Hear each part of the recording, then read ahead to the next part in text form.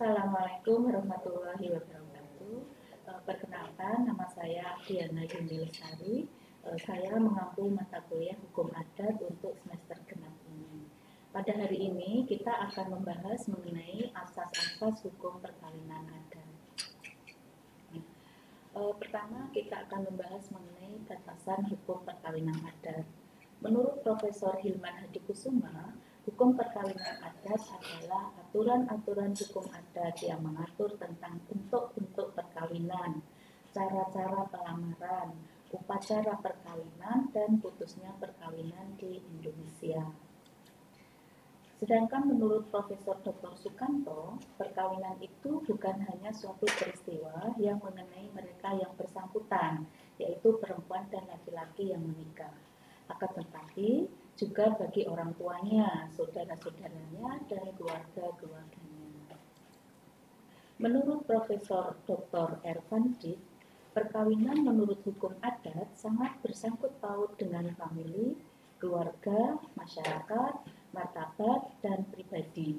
Hal ini berbeda dengan perkawinan seperti pada masyarakat barat, yaitu di Eropa yang modern, bahwa perkawinan hanya merupakan urusan mereka yang akan kawin saja. Nah, perkawinan adat itu, aturan-aturan hukum adat ini di berbagai daerah di Indonesia memiliki perbedaan satu sama lain, dikarenakan sifat kemasyarakatan, adat istiadat, agama, dan kepercayaan yang berbeda-beda. Juga terjadi perubahan atau pergeseran-pergeseran karena faktor internal maupun eksternal. Ada tiga sistem perkawinan dan bentuk hukum adat, perkawinan adat. Yang pertama, sistem perkawinan endogami, sistem perkawinan eksogami, dan sistem perkawinan eleuterogami. Perkawinan endogami adalah pasangan suami istri, di mana seorang suami di dalam mencari istri itu harus berasal dari dalam klannya, dalam satu marga. Sedangkan perkawinan eksogami adalah seorang suami di dalam mencari pasangannya, yaitu mencari istri, itu harus berasal dari luar klannya. Sedangkan sistem perkawinan eleuterogami adalah suami itu diberi kebebasan untuk mencari pasangan, yaitu istri, baik dari klannya maupun di luar klannya. Untuk endogami itu contohnya di masyarakat Minangkabau, sedangkan eksogami di Sumatera Utara, sedangkan eleuterogami biasanya terjadi di masyarakat Jawa. Adapun bentuk perkawinan yang pertama adalah bentuk perkawinan jujur, yaitu bentuk perkawinan di mana seorang suami itu memberikan suatu uang atau barang kepada calon istrinya dengan maksud untuk memindahkan klan istrinya dan keturunannya nanti masuk ke klan suami. Ini terjadi di Sumatera Utara. Sedangkan bentuk perkawinan semenda adalah pasangan suami istri itu tidak terputus pada klan masing-masing. Jadi seorang istri itu tetap berada pada klan istri, seorang suami tetap berada pada klan suami. Tetapi anak keturunan mereka masuk ke klan istri untuk meneruskan keturunan istri. Sedangkan bentuk perkawinan pentas adalah bentuk perkawinan di mana suami dan istri tetap berada pada klan masing-masing, sedangkan keturunannya, anak-anaknya itu untuk meneruskan keturunan suami maupun keturunan istri. Nah, selanjutnya dalam perkawinan patrilineal itu menganut perkawinan jujur. Ya. Perkawinan patrilineal ini keturunannya itu dirunut dari garis laki-laki.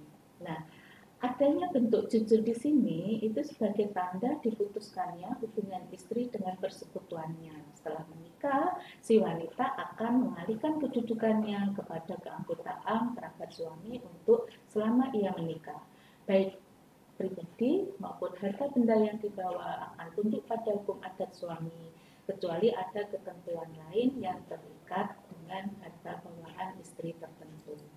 Nah, semua perbuatan hukum istri harus dengan persetujuan suami atau atas nama suami atau atas persetujuan kerabat suami.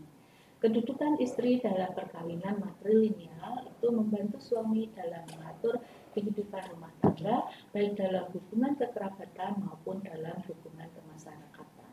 Nah, dalam bentuk pembayaran jujur ini ada pembayaran jujur secara kontan, dihutang maupun tidak dibayarkan. Ini akan berakibat pada perpindahan klan istri dan keturunannya. Ada beberapa bentuk variasi perkawinan jujur, yaitu perkawinan ganti suami atau levirate will, perkawinan ganti istri atau perkawinan sororat, perkawinan mengabdi, perkawinan ambil beri, dan perkawinan ambil anak. Nah, perkawinan matrilineal ini mengaku perkawinan matrilineal ini menganut perkawinan semenda, ya, yaitu merupakan kebalikan dari perkawinan jujur dan dilakukan dalam rangka mempertahankan keturunan baik pihak istri. Ya. Pihak pria tidak membayar jujur kepada pihak perempuan, bahkan untuk daerah Minangkabau proses pelamaran dilakukan oleh pihak perempuan kepada pihak laki-laki. Nah, di sini dalam perkawinan semenda, suami turut berdiam di rumah istri dan keluarga istri. Tetapi suami tidak masuk ke dalam keluarga istrinya, melainkan tetap masuk keluarganya sendiri. Anak-anak keturunan dari perkawinan tersebut nantinya akan masuk ke dalam klan istrinya, dan si ayah atau suami tidak mempunyai kekuasaan terhadap anak-anaknya. Ada beberapa variasi perkawinan semenda, yaitu semenda raja-raja, semenda lepas, semenda munggu, semenda anak dagang, semenda ngantuk.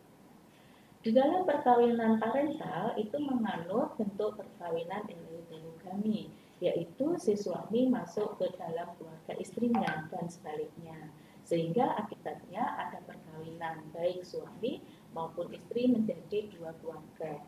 Dikenal pemberian hadiah perkawinan dari pihak laki-laki kepada pihak perempuan, tetapi bukan berfungsi sebagai jujur, melainkan lebih kepada sumbangan biaya perkawinan dari pihak laki-laki. Demikian untuk mata kuliah, untuk materi hukum adat ya, khususnya tentang asas-asas perkawinan adat. Baik, kita akhiri dengan membaca.